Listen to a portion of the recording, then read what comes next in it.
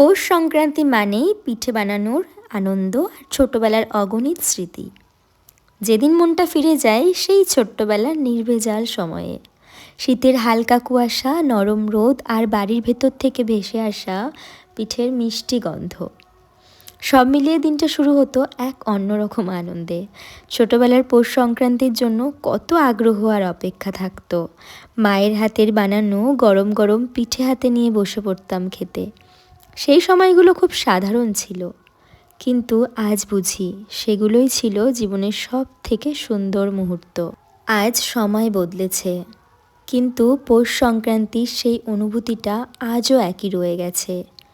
সেই সব ফেলে আসা দিনগুলোর কথা মনে রেখেই আজকে নিজের হাতে পিঠে বানিয়েছিলাম।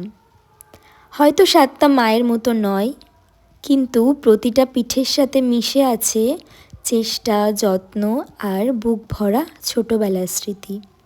এই পিঠে শুধু খাওয়ার জন্য নয়, এগুলো যেন আমার শৈশবকে ছুঁয়ে দেখার একটা ছোট্ট চেষ্টা।